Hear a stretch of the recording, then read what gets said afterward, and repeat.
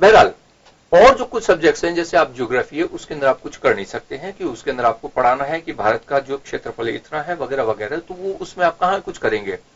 Political science ये again ये एक बायस्ड सब्जेक्ट है कि हम जब जो कंटेम्प्रेरी अगर पॉलिटिक्स की बात करेंगे तो हम पढ़ेंगे कि जो भारत का शत्रु देश है पाकिस्तान, जिसने हमारे साथ में ये किया, वो आतंकवाद फैला रहा है।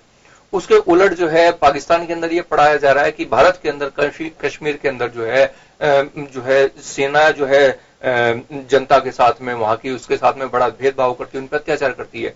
तो शिक्षा को पूरी तरीके से हमारे को तटस्थ मूल्यांकन करके वो डालना होगा। हालांकि मैं ये मानता हूं कि जैसे महावीर जी ने कहा, वहां एक मेरा फिर से डिफरेंस आता है कि जो कस्तूरी रंगन है उनसे हम उम्मीद नहीं कर सकते कि वो किसी तरीके से बायस्ड होकर के वो चीजें बनाएंगे, क्योंकि उनका जो पैनल बना है जो एजुकेशनिस्ट है उसमें और अच्छे हैं। क्योंकि पहले अगर हम देखेंगे पिछले 15-20 साल पहले तक हमने सारी चीजें वो पढ़ी की, क्योंकि हमारे इनमें एजुकेशनिस्ट वो हावी थे जो कि कंप्लीटली कम्युनिस्ट थे। बाद में सोशलिस्ट आ गए, तो ये दुराव किसी तरीके का एक तरीके का जो झुकाव है ये अपने आप आ जाता है। लेकिन हमारी कोशिश होनी चाहिए कि किस तरीके का झुकाव आए नहीं, हम बिल्कुल बायस्ड ना हो, अनप्रेजुडिस्ड होकर के अपना सिलेबस बनाए। आपकी जहां तक समझ में आई कि आप करें प्रयोग होना चाहिए, लेकिन प्रयोगशाला तो नहीं होनी चाहिए उसके अंदर की लगा पूरा शिक्षक महकमा ही उस प्रयोगशाला अपनाए। क्योंकि पिछली बार आपने देखा कि यूपीए शासन काल में 8वीं तक फेल नहीं करने की बात आई, बीजेपी ने विरोध किया। लेकिन अब अगर ये ड्राफ्ट आप देखेंगे तो यहां पर भी ये साफ साफ लिखा है कि बच्चे को 8वीं तक फेल नहीं करना चाहिए। तो ये जो स्थितियां हैं आप अभी लागू कर रहे हो, पहले आपने विरोध किया था। आज की एकीकरण की बात आती है, स्कूलों की स्कूलों आप मर्ज कर रहे हो, कह रहे हो बंद नहीं कर रहे हैं।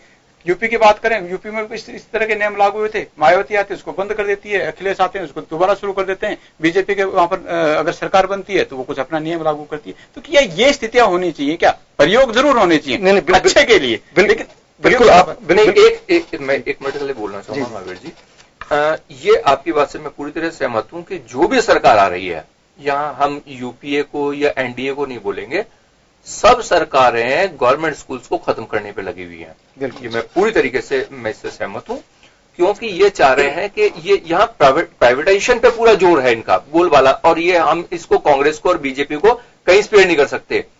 मैं बोल सकता हूं कि चोर का भाई गिरा काट इस मामले में। किसी की इच्छा नहीं है कि सरकारी स्कूलों को प्रमोट किया जाए।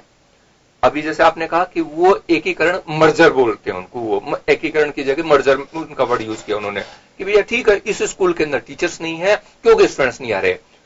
टीचर्स क्यों नहीं आ रहे? क्योंकि आपने उनको इतनी दूर उठा करके पटक दिया, या फिर इसमें पॉलिटिकल इंटरफेरेंस है, किसी भी रीजन से।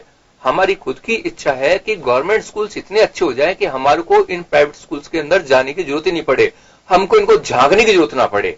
ये हमारी बहुत इच्छा है, लेकिन उलट हो रहा है ये, और ये डेफिनेटली प्रयोगों की जरूरत है, लेकिन पॉजिटिव की जरूरत है, ऐसे निगेटिव की जरूरत है। जी क्या लगता है आपको, प्रयोग या प्रयोगशाला? ये तो प्रयोगशाला बनाए। सुशील जी की ये बात तो बिल्कुल सही है कि सरकारें चाहे कोई भी हो वो सार्वजनिक संस्थानों को बर्बाद कर रही है, खत्म करना चाहती है, इसमें कोई दो राय नहीं। लेकिन एक चीज मैं जो कहना चाहता हूं, जो आपने सवाल उठाया, पिछली सरकार ने जब नई शिक्षा जो आरटी बनाया उसके अंदर 8वीं तक कहा कि फेल नहीं किया जाएगा। ये मैं समझता हूं शिक्षाविदों के बिल्कुल बहुत विमर्श के बाद में ये चीज आई थी, ये बहुत उचित चीज है। लेकिन इस दूसरी पार्टी ने केवल आपका विरोध हो सकता है, दूसरी पार्टी ने केवल राजनीतिक कारणों से विरोध किया, इसलिए किया कि वो क्योंकि रिजल्ट फेल और पास का सवाल इस पे आ गया, फेल नहीं करना चाहिए तो बच्चा क्या कमजोर रहना चाहिए? नहीं, उसमें कानून में लिखा हुआ कि उसकी रेमेडी क्या है, उसके लिए पर्याप्त टीचर होना चाहिए। जितने अगर कोई बच्चा कमजोर है तो उसके लिए अलग से टीचर की व्यवस्था होनी चाहिए, और उसको उसके बराबर लेके आया जाए। बच्चे को एहसास नहीं कराया जाए कि तू कमजोर है, तू दूसरे से पढ़ने में, क्योंकि इससे उसमें हीन भावना आती है। इसलिए बच्चे में कहीं नहीं जाना चाहिए कि तू फेल हो रहा है। बड़ा होने की बात है। छोटा सा लोग जी, आप एजुकेशन से जुड़े हुए हैं, जॉब तक जाएंगे, आपको क्या लगता है प्रयोग जिस तरह के हो रहे हैं? सर प्रयोग होने चाहिए, लेकिन पॉजिटिव प्रयोग होने चाहिए। आप टीचर के ऊपर इतने प्रयोग कर रहे हैं कि वो टीचर अपनी जो मूल रास्ता है उससे भटक के दूसरे रास्तों में चला जाएगा। आप टीचर को पढ़ाने नहीं देंगे, बहुत सारी गतिविधियों में लगा दिया आपने। एक ही टीचर के लिए 4-4 एग्जाम करवा दी, टेट करवा दिया, फिर टीए करवा दिया, फिर रिटर्न टेस्ट हो गया, फिर इंटरव्यू हो गया, फिर डेमो क्लास हो गया, तो अब वो पढ़ाई खुद की पढ़ाई करेगा या बच्चों को पढ़ाएगा? चर्चा और संवाद इस पर जारी रखेंगे और ब्रेक के बाद में हम चर्चा भी करेंगे कि शिक्षा नीति में शिक्षकों के लिए कुछ अच्छी चीजें भी आई है, तबादला किस तरह से होगा, शिक्षक का कितने समय तक स्कूल में ठहरना पड़ सकता है, इन चीजों को भी शामिल किया है जो कि एक शिक्षक वर्ग की मुझे लगता है कि वो काफी कुछ अच्छी बातें हैं। चलिए रुकते हैं एक ब्रेक के लिए, ब्रेक के बाद में फिर देखते हैं शिक्षा नीति पर वो चर्चा करेंगे पूरे पैनल के साथ।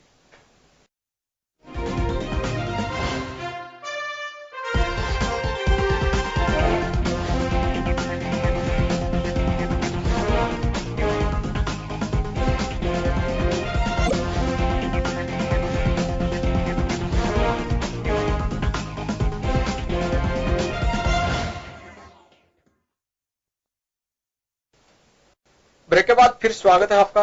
ब्रेक के पहले हम चर्चा कर रहे थे शिक्षा नीति के कुछ बिंदुओं पर।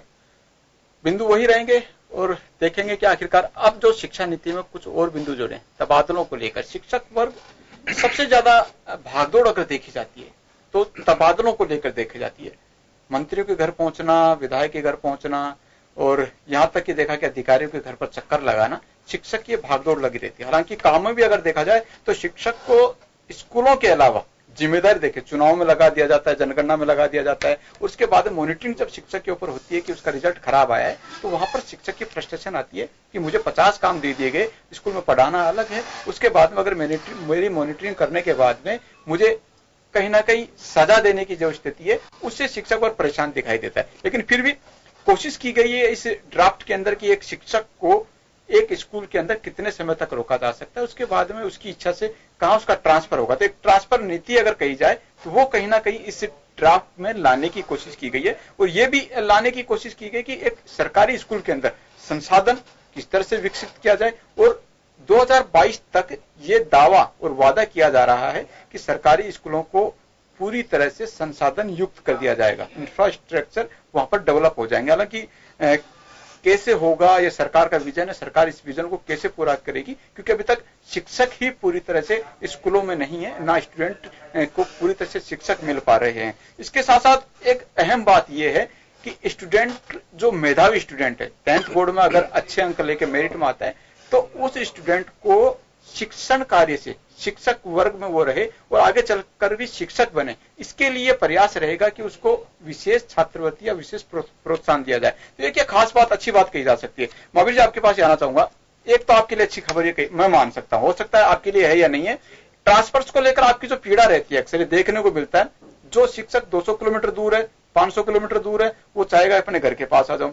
घर से अगर जो 20 किलोमीटर दूर है वो भी चाहेगा कि मेरे घर के नजदीक जो स्कूल है वहां तक मैं पहुंचाऊं, उसके लिए वो जोड़ तोड़ में लगातार लगा रहता है। ये ड्राफ्ट में ये कहा गया कि 7 साल तक उस स्कूल के अंदर आपको रहना पड़ेगा, उसके बाद में नहीं बिल्कुल ट्रांसफर पॉलिसी अगर उसमें आती है तो मैं समझता हूँ स्वागत योग्य कदम है। लेकिन अगर केवल इतना है कि आपकी जहां नियुक्ति होगी वहां 7 साल रहना है तो इसमें एक दूसरी चीज भी आ जाएगी। कभी कभी किसी को सजा देने के लिए आपको वहां टिका दिया तो आप 7 साल बोल नहीं सकते हो।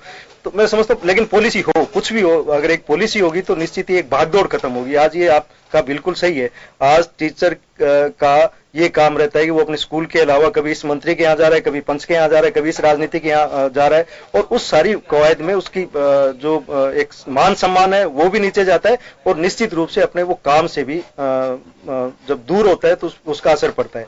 तो ट्रांसफर पॉलिसी इसमें बढ़नी चाहिए, ये तो हमारी मांग है और ये अगर ये होता है तो बहुत अच्छी बात है। लेकिन आशंका है हमें 2022 तक आपके स्कूल को संसाधन युक्त भी कर देंगे। ये बात हमारी सरकारें आजादी के बाद से कह रही हैं कि हम जीडीपी का इतना खर्च करेंगे, हम बजट का इतना खर्च करेंगे, लेकिन जीडीपी का अब भी 2 से 3% तक पहुंचा है, 6% अभी तक पहुंचा नहीं है। ये हमारी बिल्कुल इच्छा है, सबका ख्वाब है। अगर इतना बजट उसमें आ जाए तो मैं समझता हूं शिक्षा का बहुत, क्योंकि पैसे के बिना कुछ नहीं हो सकता, पैसा आता है तो बहुत अच्छी बात है। हम उम्मीद करेंगे कि जो इसमें ये बात लिखी गई है इसको आने वाली सरकार, चाहे ये सरकार रहे चाहे और सरकार है, उसको पूरा करे, ये हमारी इच्छा रहेगी। सामान्य दिल्ली इच्छा लगती है मेरे को आपकी, और अगर संसाधन हो जाए तो बिल्कुल आप चाहेंगे कि सरकारी स्कूल इस तरह के हो जाएं।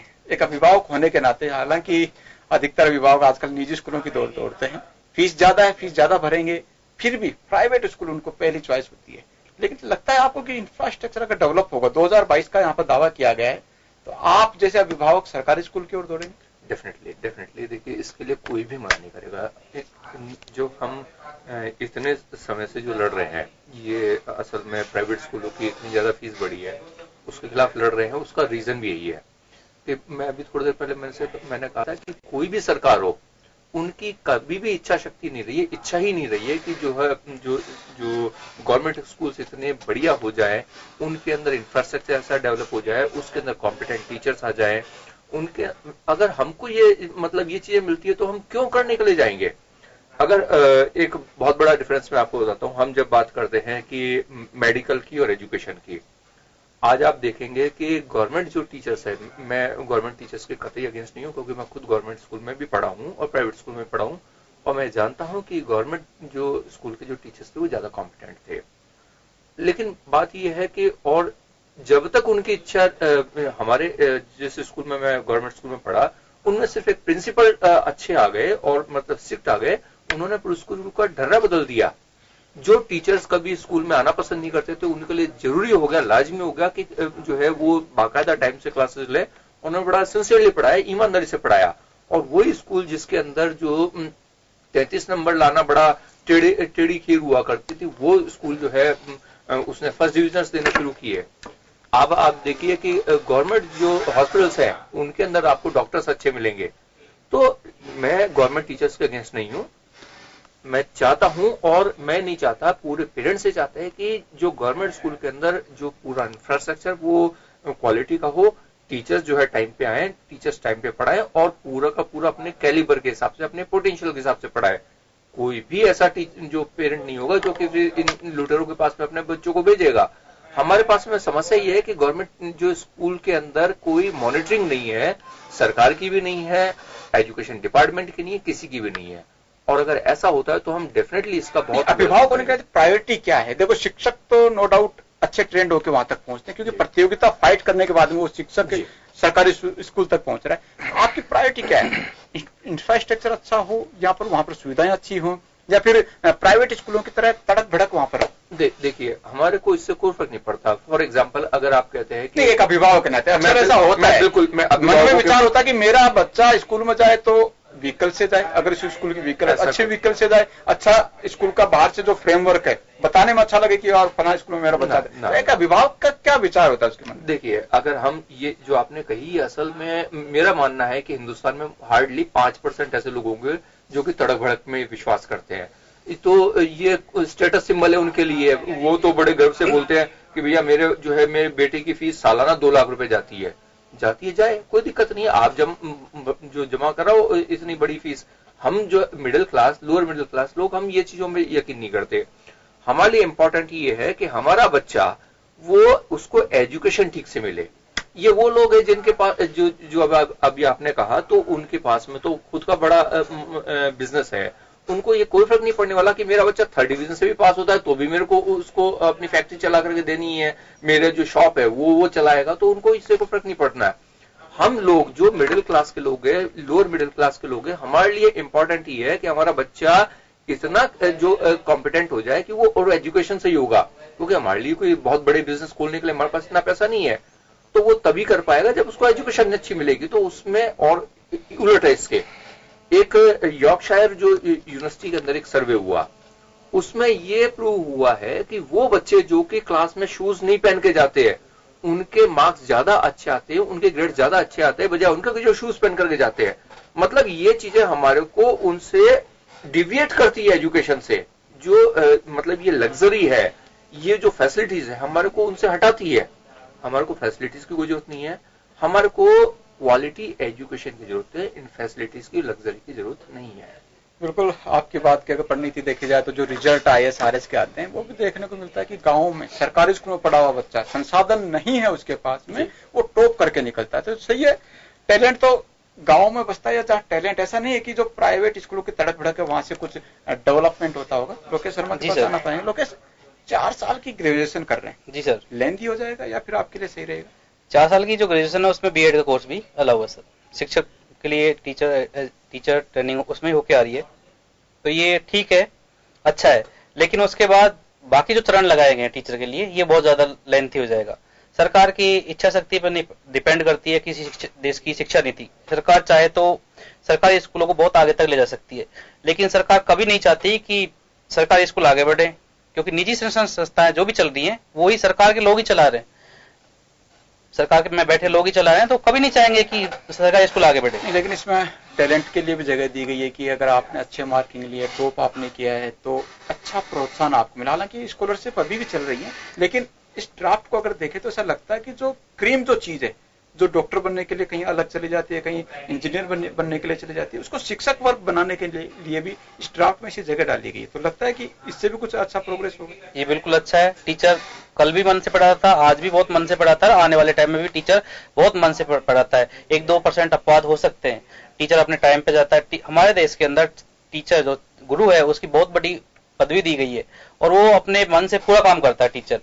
बिल्कुल, शिक्षक की तो वैसे अहम भूमिका होती है। आज तक अगर देखा, चुनाव का एनालिसिस भी देखे तो वहां पर पहला फोकस अगर पार्टियों का होगा तो ये होगा कि शिक्षक वर्ग को खुश कैसे किया जाए, क्योंकि गांव की आज ये स्थिति है। महावीर जी, आप तो खुद शिक्षक हैं, आप जानते होंगे कि अगर एक गांव में किसी टीचर ने ये कह दिया कि फला चीज है, तो वो गांव ये मानेगा कि फला टीचर ने कही, ये बिल्कुल राइट चीज है। क्योंकि जिस तरह से खबर अगर आ जाए प्रिंट होके पेपर में कोई चीज आ गई, अगर वो गलत भी है तो आम लोगों की धारणा होती है कि छप के आ गई, ये बिल्कुल राइट है। ऐसे ही शिक्षक को माना जाता है। तो महावीर जी, आज का जो ड्राफ्ट आपने जैसे चर्चा भी की, माना भी, लेकिन युवा वर्ग के लिए 4 साल की ग्रेजुएशन, पहले एलकेजी यूकेजी वो पढ़ता हुआ आ रहा है, उसके बाद में काफी समय नहीं लग जाएगा कि कितना समय वो पढ़ाई में लग गया, फिर वो जॉब के लिए जाएगा। एक शिक्षक बनने के लिए क्या लगता है, कितना समय लग जाएगा? 4 साल की ग्रेजुएशन बीएड को शामिल करते हैं, उसमें तो मैं समझता हूँ कोई ज्यादा दिक्कत नहीं है। लेकिन एक चीज जो इसमें कही गई है कि जो प्रतिभाओं को टीचिंग की ओर आकर्षित करने की जो बात है, मैं समझता हूँ लोग आकर्षित होते कैसे, सवाल ये है। केवल इससे नहीं होते हैं कि आप उसकी प्रशंसा कर दो, आप बच्चा ये बेटे बहुत अच्छा जो आप इसी में आना, इससे नहीं आएगा।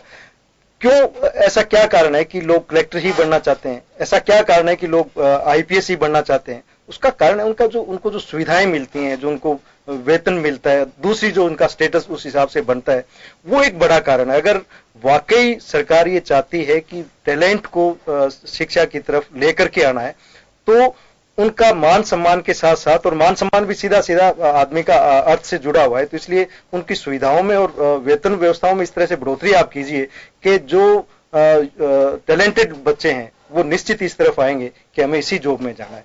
तो मैं समझता हूँ, हालांकि ये आसान काम नहीं है, क्योंकि टीचिंग में संख्या जो एक आईएएस और आईपीएस की जो संख्या है, उतनी संख्या टीचिंग में नहीं हो सकती। एक जिले के अंदर 2 या 3 या 4 आईएएस हो सकते हैं, लेकिन एक गांव के अंदर 15 या 20 टीचर होते हैं अगर ठीक से बच्चों को पढ़ाना। तो बहुत मुश्किल काम है, लेकिन सरकार अगर चाहे तो कुछ भी मुश्किल नहीं। आप तो बच्चों को पढ़ाते हैं, शायद मन भी समझ जाते होंगे। डॉक्टर का बच्चा डॉक्टर बनना चाहता है, इंजीनियर का बच्चा इंजीनियर, शिक्षक का बच्चा शिक्षक बनना चाहता है या नहीं चाहता? जो स्कूलों में पढ़ते हैं अधिकतर क्या लगता है, उनकी मानसिकता क्या रहती है अगर टैलेंटेड बच्चों की बात करें? निश्चित ही इसमें 2 चीजें हैं, 2 तरह के बच्चे हैं। एक तो वो बच्चे हैं जो वाकई जिनका शिक्षा पे उनका फोकस है, उनका अपना एक दृष्टिकोण बन जाता है, वो ना आईएएस की बात करेगा, ना डॉक्टर की बात करेगा, ना टीचिंग की बात करेगा, वो उसका जो इंटरेस्ट है वो उसमें जाना चाहेगा। लेकिन एक प्रचार इस तरह से हमारे समाज में भी शायद एक कमी आ गई, उसमें हम टीचर भी शामिल हैं। जो भी थोड़ा सा बच्चा ठीक दिखता है उससे हम पूछते हैं बेटा क्या बनोगे, अब वो जवाब दे नहीं दे, उससे पहले हम उसको तैयार कर देते हैं, बोलो आईएएस बनूंगा मैं, तो बोलो आईपीएस बनूंगा। तो ये क्योंकि बच्चे को हम सिखाते हैं, ये बच्चे नहीं बोलते हैं। मेजोरिटी 80% जो बच्चे बोलते हैं उनको बुलवाया जाता है, और ये मैं समझता हूँ हमारी पूरी सामाजिक जो कमजोरी है, जिसमें टीचर भी शामिल है, क्योंकि टीचर समाज से अलग नहीं है। बिल्कुल सुशील जी, आपने सुन लिया होगा कि ये आप लोगों का करा धरा। एक अभिभावक चाहता है कि बस शुरुआत से जब समझने लग जाए तो बेटा क्या बनेगा, बोला डॉक्टर बनूंगा, वो नहीं जानता डॉक्टर कैसे बनेगा। तो आप शिक्षक क्यों नहीं बनाना चाहते? अगर आपका बच्चा टैलेंटेड है तो उसको उस लाइन में क्यों नहीं लाना चाहते आप? नहीं, ऐसा नहीं है। देखिए, हो सकता है असल में ये एक इसका रीजन भी है। आपने जो कहा सही है, मैं महावीर जी से भी सहमत हूं कि जो है ये हम है जो उनको परोसते हैं शब्द, ये उनके दिमाग में नहीं आते। लेकिन उसका रीजन है कि पहली बात यह है कि जैसे आईएएस आईपीएस, इनके साथ में असल में ये नहीं कि पैसा जुड़ा हुआ है, उनके साथ जुड़ी हुई पावर, ठीक है। और जहां तक ये एजुकेशन की बात है, मेरा ये मानना है कि पिछले कुछ सालों में जैसे एजुकेशन के साथ जो रेस्पेक्ट जुड़ा हुआ था वो धीरे धीरे खत्म होता गया है। आज हमने जिन टीचर से पढ़े, हम उनको अगर आज भी मिलते हैं उनको प्रणाम करते हैं। लेकिन अगर आप देखेंगे पिछले कुछ सालों में टीचर्स जो है, ये गवर्नमेंट स्कूल के टीचर हों भले प्राइवेट स्कूल के टीचर हों, हमको उनसे डर नहीं है, हमारे दिमाग में उनकी इज्जत नहीं है। क्यों? क्योंकि उन्होंने अपनी इज्जत खुद नहीं गिराई। इसके लिए ये नहीं है कि स्टूडेंट जिम्मेदार है, उन्होंने अपने आप को प्रूव नहीं किया। पहले के जो टीचर्स उन्होंने प्रूव किया, खुद की रिस्पेक्ट बना के रखी, डिग्निटी बना के रखी। लेकिन ये शायद हो सकता है कि ये समाज का भी दोष है कि उन्होंने जो शायद टीचरों को, जो गुरुओं को जो सम्मान देना चाहिए वो नहीं दे पाए। ये दोनों तरफ से है, एक तरफ हम नहीं कह सकते। और क्योंकि जब पावर आई, जैसे मैंने कहा आईएएस या आईपीएस न, या फिर डॉक्टर है या इंजीनियर है, यहां पे दूसरी चीज जुड़ गई, पैसा। तो एक गवर्नमेंट टीचर है, उसके पास में पैसा है लेकिन उसके पास सम्मान नहीं है। प्राइवेट जो स्कूल का जो टीचर है उसका ध्यान किस पे? ट्यूशन पे है, तो वो वहां पैसा कमा रहा है। लेकिन ग्रेजुअली ये करके ये रहा कि एजुकेशन के अंदर जो एक ये पीढ़ी दर पीढ़ी जो धीरे धीरे करके खत्म होता गया कि जो है इसके साथ पैसा कम हो गया, सम्मान कम हो गया, पावर तो डेफिनेटली नहीं रहा। तो इसलिए लोगों का इस पे से थोड़ा सा रुझान कम हो गया। अदरवाइज एजुकेशन से बढ़िया हम जो बचपन से सुनते हुए आए कि टीचिंग से बढ़िया कोई नोबल प्रोफेशन नहीं है, और वाकई में आज भी ये मानता हूं कि इससे बढ़िया कोई नोबल प्रोफेशन नहीं है। एक कलेक्टर समाज को कुछ नहीं दे सकता, एक डॉक्टर जो है एक पेशेंट को ठीक कर रहा है, लेकिन एक टीचर पूरे के पूरे परिवार को बना रहा है, उसका फ्यूचर बना रहा है। समय बदलाव का असर है या फिर आपने जिस तरह बताया कि गुरु की गरिमा नहीं रही है उसका असर? ये दोनों ही है। इसमें हम कह सकते हैं कि समाज का भी जो है इसमें जो मतलब उसके प्रति जो है वो रहा कि एक जो रेस्पेक्ट वो कम होता गया, टीचर्स ने खुद को प्रूव नहीं किया, और जो है इसीलिए स्टूडेंट का इसके प्रति जो है थोड़ी एक जो बोल सकते हैं कि टेंडेंसी है वो बदल गई कि बोले यार जाकर के पैसा कमाना है तो डॉक्टर बन जाएंगे, इंजीनियर बन जाएंगे।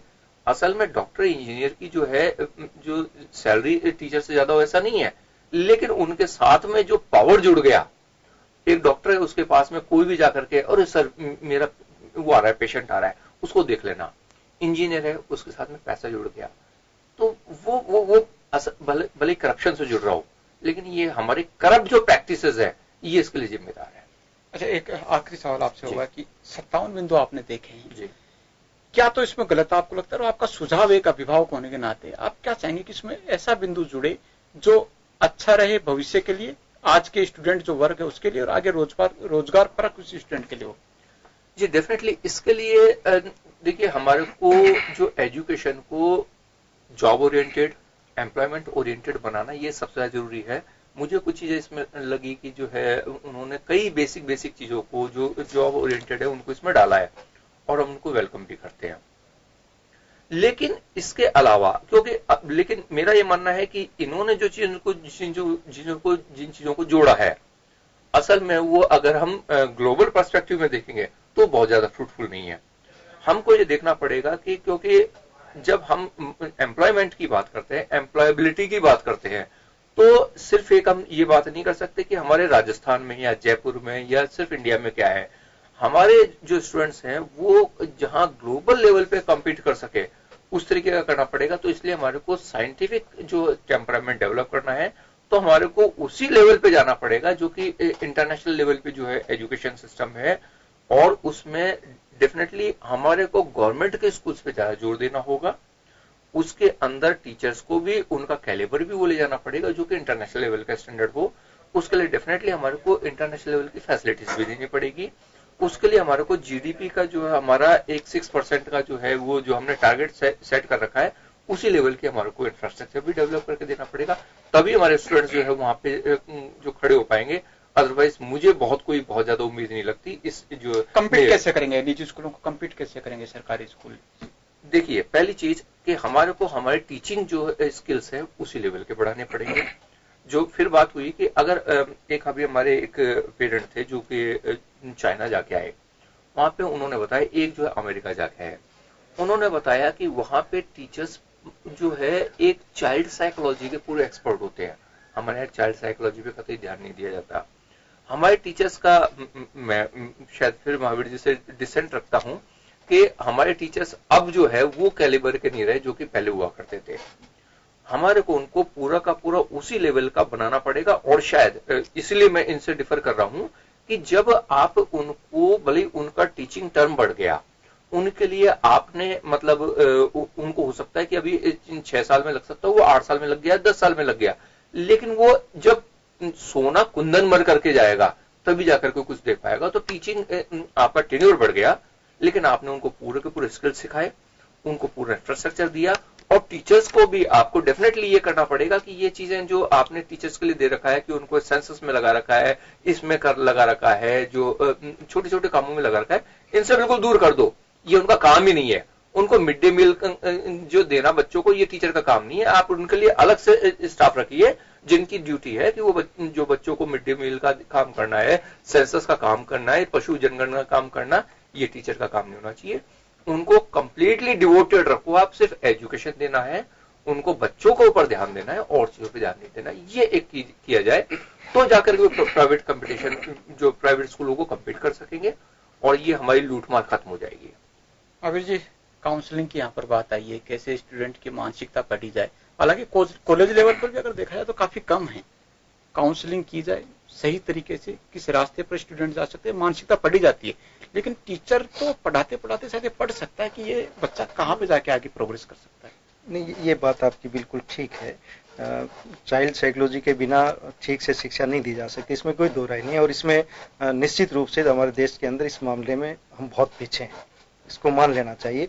और दूसरी एक जो बात मैं और जो कहना चाहता हूँ कि चाहे चाइना है, चाहे अमेरिका है, चाहे दूसरे विकसित देश है, वहां का अगर आप एजुकेशन सिस्टम देखेंगे, खासकर स्कूली एजुकेशन, तो पूरा का पूरा सरकारी है, वहां प्राइवेट का कंसेप्ट नहीं है। और यही कारण है कि वहां की शिक्षा हमसे बेहतर है।